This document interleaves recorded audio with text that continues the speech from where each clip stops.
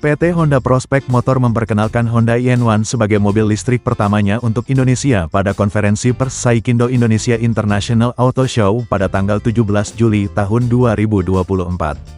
Model ini dipilih Honda sebagai mobil listrik pertamanya setelah berhasil melakukan riset mendalam mengenai penggunaan mobil listrik di Indonesia. Honda IN1 merupakan mobil listrik pertama Honda yang akan diluncurkan untuk pasar Indonesia pada tahun 2025 mendatang. Perkenalan Honda IN1 merupakan bagian dari roadmap Honda di Indonesia menuju visi elektrifikasi. Untuk mencapainya Honda telah melakukan riset dan studi untuk mempelajari kebiasaan dan kebutuhan konsumen dalam menggunakan kendaraan listrik. Dalam melakukan riset tersebut, Honda melakukan kolaborasi bersama institusi pemerintah dan pendidikan dengan produk listrik Honda terbaru, yaitu Honda N-Van E Prototype dan Honda E-Honda, kemudian memperkenalkan Honda IN1 sebagai kendaraan listrik pertama Honda di pasar Indonesia, di mana produk ini merupakan mobil listrik SUV pertama Honda di dunia. SUV listrik Honda ini pertama kali diperkenalkan di China pada tahun 2022 dengan nama Honda INS1 dan INP1 dan diperkenalkan untuk pasar Eropa pada pertengahan tahun 2023 dengan nama Honda INY1. Sementara untuk kawasan Asia Tenggara model ini diproduksi pada akhir tahun 2023 dan secara resmi diperkenalkan pada pasar Thailand pada awal tahun 2024 lalu.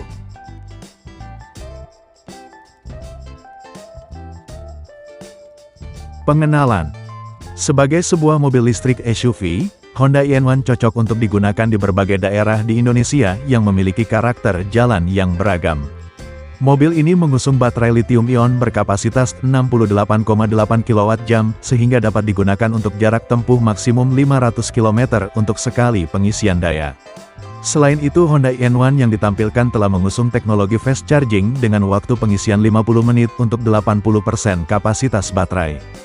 Honda IN1 menawarkan desain futuristik dengan 15,1 inch display audio yang futuristik serta juga dilengkapi dengan 10,25 inch TFT meter.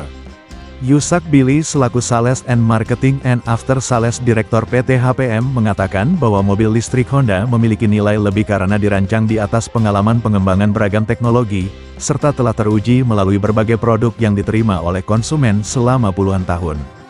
Kami juga melakukan studi mendalam mengenai kebutuhan dan penggunaan mobil listrik di Indonesia sehingga menawarkan sebuah model yang benar-benar sesuai untuk konsumen di Indonesia.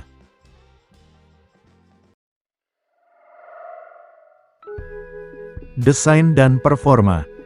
IN1 lebih panjang 57 mm dari e-Jarvi karena bagasinya yang panjang dan miring, tetapi sebenarnya lebih pendek 3 mm dari jarak sumbu roda, namun lebih tinggi 2 mm.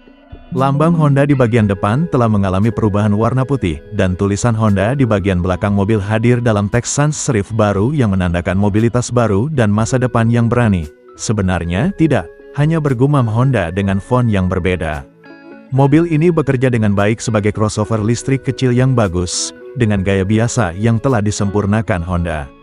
Gayanya mungkin kadang-kadang aneh, tetapi ada kualitas yang dapat diandalkan pada Honda di mana Anda tahu apa yang akan Anda dapatkan, bahkan jika Anda tahu bahwa itu tidak akan terlalu menarik. Perjalanannya agak keras, tetapi Anda akan merasakannya dengan SUV listrik yang berat ini. Honda mengklaim telah berupaya untuk mengekang efek akselerasi elektrik yang memuakkan dengan memetakan akselerasi mobil agar sesuai dengan mobil berbahan bakar bensin.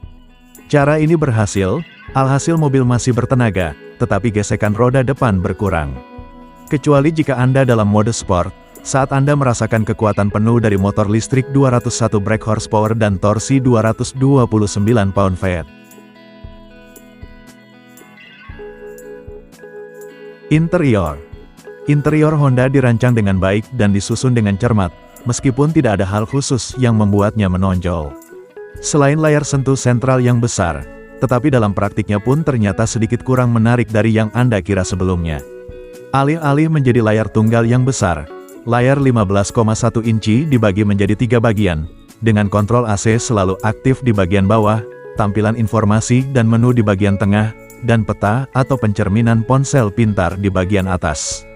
Itu semua baik-baik saja dan masuk akal. Ruang cukup luas bagi mereka yang duduk di depan, dan jok pengemudi cukup tinggi untuk memberi Anda pandangan yang baik ke jalan di depan. Namun tidak banyak ruang untuk kaki kiri Anda dan tidak banyak penyesuaian jangkauan di roda kemudi, sehingga pengemudi yang tinggi mungkin kesulitan menemukan posisi mengemudi yang baik.